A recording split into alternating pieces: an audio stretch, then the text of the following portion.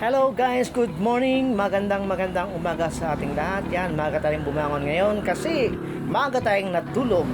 Kaya tayo maagang bumangon mga idol. Alam niyo na gagawin natin? Pupunta tayo ng ilog para doon tayo maghanap buhay. Yan, maaga nating ginayak ang ating body.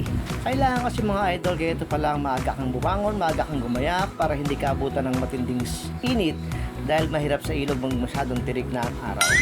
Dahil pag tayo nabilad mga idol, hindi na tayo iitim, tayo lulutong na lang. Pag lumutong tayo, baka tayo ay maging, alam mo na. Ang paalala nga pala sa inyo mga karakers, pag pupunta kayo ng ilog ng itong oras, huwag yung kakalimutang magkape at magtinapay.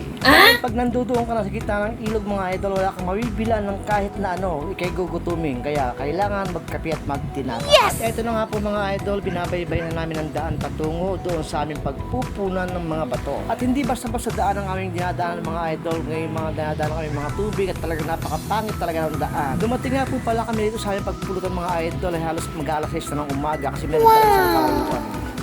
Ayan, nandito na kami mga karakers sa Ilog Dupinga. Kasama ko na si Buddy. Ayan. Si Buddy. Pumulot kami. Idol yung ating mga pupulutin. Yung mga pinupulot natin mga bato. Sabi na siya na. Ayan. Yung mga lapad. Ayan. So, ganyan po yan. Maaga pa. Alas 5 pa lang mahigit. Idol. Alas nag-video-rag pa lang.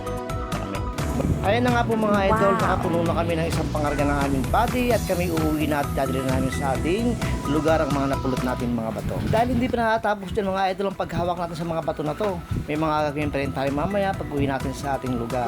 Napakarami pang proseso para lang maiayos at masyagirigit natin ang mga batong ito at may lagay sa mga net bag na nakikita ninyo. Kaya ayan mga idol, hindi ko na ipakita sa inyo kung paano kami ng aking body kasi tirik na talaga ang araw at masakit sa balat kaya kami ay pumunta. Yan guys, hindi ko na nakuha ng pag-uwi namin ng aking body kasi talagang nag-iisa lang ako at wala akong kasama magbibideo sa akin. At ito na nga po, dumating natin sa lugar namin kung saan namin ibubuhos at ihasagirigit ang mga batong ito na napulot po namin. Kailangan kasi mga idol, ang mga batong napulot natin, sila ay tinor-tinorin pagsamasamahin ang magkakamukha. Para kapag naglagay tayo sa mga fishnet o net bag, hindi tayo mahirapan pa pag nag-ayos na tayo ng ating mga napulot na mga bato. Yan po mga idol, ganyan lang ang gagawin natin. Pupulot natin na isa-isang uli ang mga bato, pag-iwa-hiwalayin, pagkasamasamahin ang mga magkamukha para pag naglagay tayo sa mga net bag, hindi tayo mahihirapan pa. Ang akala kasi ng ating mga karakers ay ganun lang kadali ang proseso ng pamumulot ng mga bato. Napakaraming proseso pa bago may ilagay sa mga fishnet o mga net bag ang mga magandang klase ng mga batong katulad nito. Kailangan talagang mahaba din ang pasensya mo, talagang maiinip ka pag hindi mo pinagsagaan para ilagay sa mga net na katulad na nito. At ayan na nga po mga idol, mga karakers, ang mga